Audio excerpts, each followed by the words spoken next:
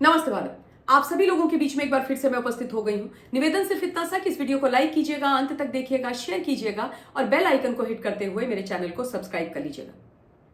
देश के अंदर जो आधा फ्रंट बैठा हुआ है उनसे ना चाहते हुए भी हम लोगों को लड़ना पड़ता है, और खासतौर पर उस वक्त इनसे लड़ने का मन नहीं करता है जब हम पाकिस्तान से आतंकवाद से लड़ रहे होते हैं।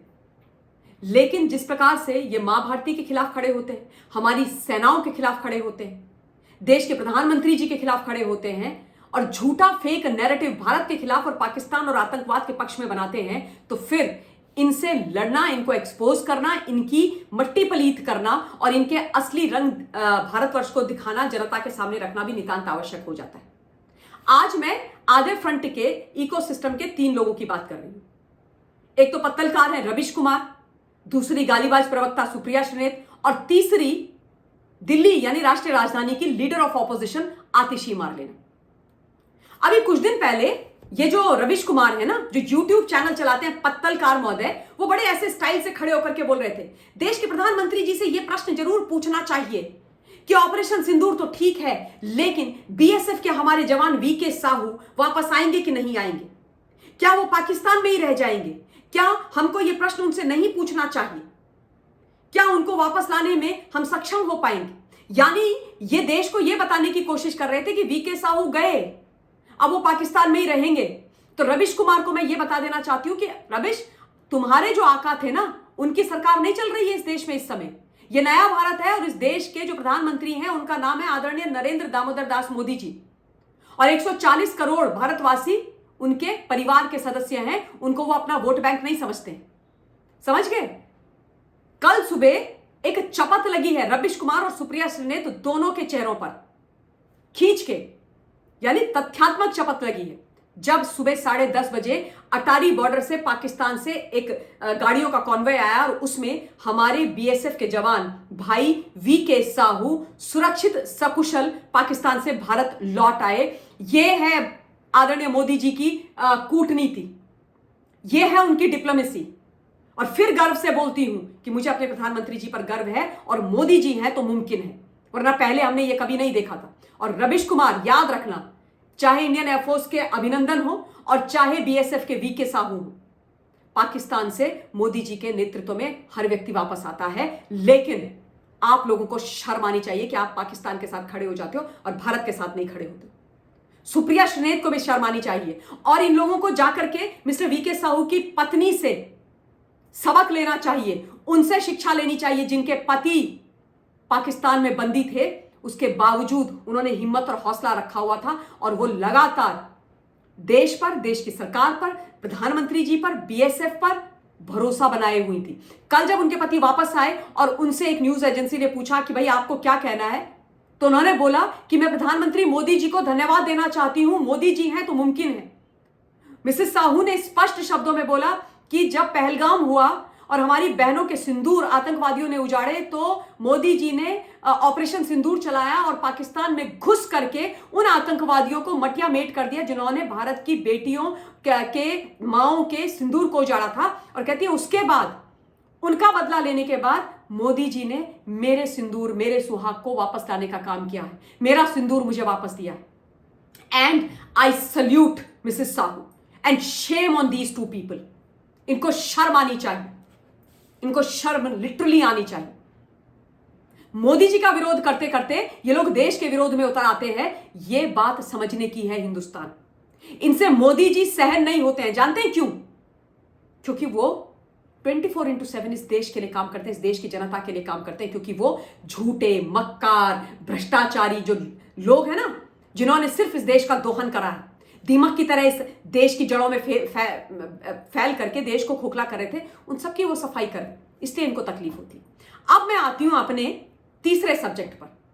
पूर्व मुख्यमंत्री, अनफॉर्चुनेटली, राष्ट्रीय राजधानी की आतिशी मारलेना। आतिशी मारलेना ने एक ऐसा बयान दिया है, बिल्कुल अपने आका अरविंद केजरीवाल की तरह, जो सीधे सीधे पाकिस्तान की भाषा दिखता है, जो सीधे सीधे पाकिस्तान को सपोर्ट करता हुआ दिखता है, जो सीधे सीधे शहबाज शरीफ, आसिम मुनीर, हाफिज सईद, मसूद अजहर और जो आईएसआई के उनके चीफ थे और अब बन गया एनएस से आसिम मलिक, उनको सपोर्ट करता हुआ दिखाई देता है। मैं आपको सुना देती हूं वो जो इनका स्टेटमेंट है आतिशी मार्लेना का। वैसे मैंने इसको हर जगह पोस्ट किया था, अपने यूट्यूब चैनल पर, अपने फेसबुक पर, अपने एक्स हैंडल पर, तो आई एम श्योर आपने देखा होगा। लेकिन एक बार आप सुन लीजिए कि इन मोहतरमा इन बीवी ने बोला क्या है, उसके बाद थोड़ी इनकी पूजा पत्री की जाएगी। सुनिएगा ध्यान से। अगर पाकिस्तान ने भारत के सामने हाथ जोड़े तो फिर सामने आके कोई समझौता क्यों नहीं हुआ?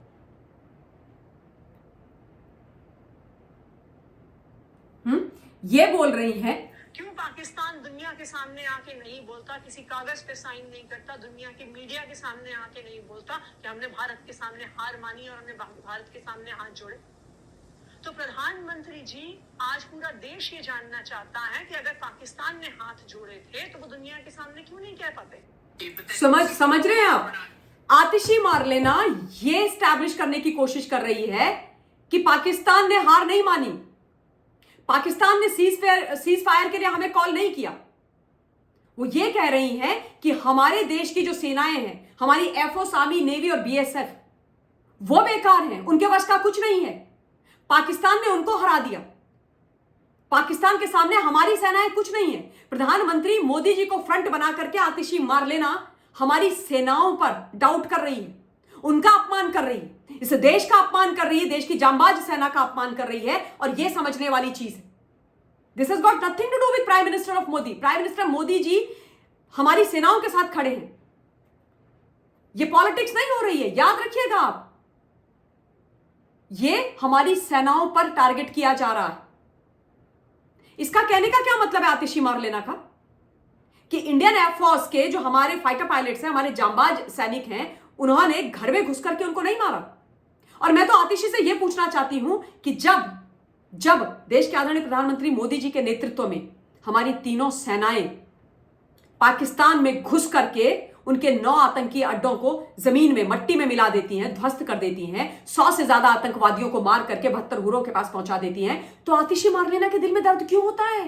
इसको बुरा क्यों लगता है? इसको फड़फड़ाहट क्यों होती है? जब इंडियन एयरफोर्स अगेन उनके पाकिस्तान नापाक के घर में घुस करके उनके 11 इंपॉर्टेंट एयर बेसिस को मट्टी में मिला देती है, धुआं कर देती है, वहां बड़े बड़े गड्ढे कर देती है, उनके लोगों को एकदम तहस नहस कर देती है, तो आतिशी मार्लेना को बुरा क्यों लगता है? आतिशी मार्लेना क्यों तड़पने लग जाती है? इसके पेट में दर्द क्यों होने लग जाता है? ये रिश्ता क्या कहलाता है? ये किस प्रकार की रिलेशनशिप है पाकिस्तान, आईएसआई और वहां पर बैठे हुए दहशतगर्दों के साथ?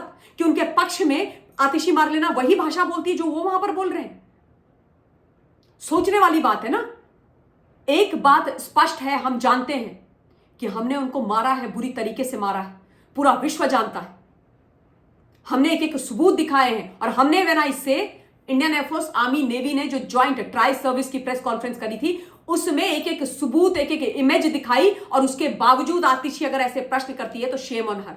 उनके डीजीएमओ ने हमारे डीजीएमओ को फोन किया और हाथ जोड़े, गिड़गिड़ाए, पैर पकड़े कि भैया सीज फायर कर दो, हम तुम्हारे से हाथ जोड़ रहे हैं, हम बर्बाद हो जाएंगे। न्यूक्लियर वाली बात हम सबको सुनाई दे रही कि किस प्रकार से रेडिएशन फैल रहा है, हिट हो गए हैं वो लोग, बर्बादी की कगार पर वो आ गए हैं, नापाक पाक बर्बाद हो गया है। और आतिशी मार्लेना इस प्रकार का नैरेटिव सेट करने की कोशिश कर रही है।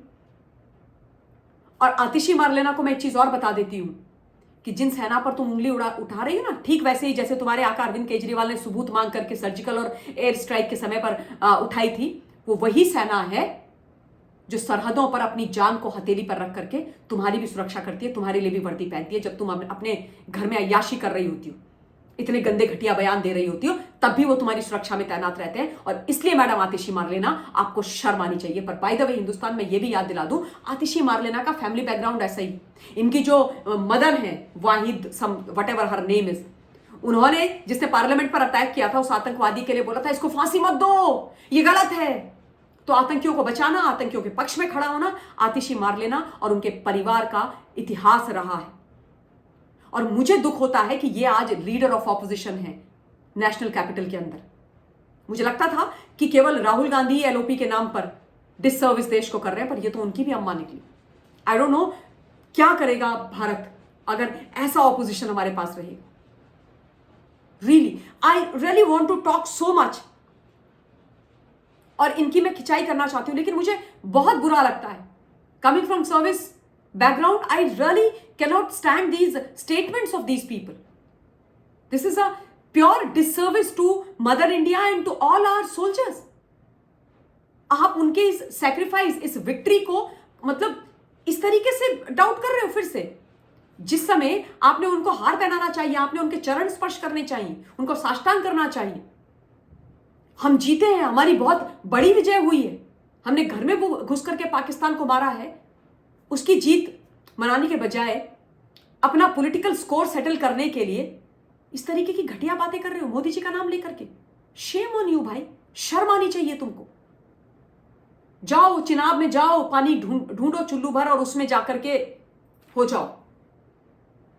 इन्हीं शब्दों के साथ इस समय इस वीडियो के लिए इतना ही। बहुत बहुत धन्यवाद। जय हिंद।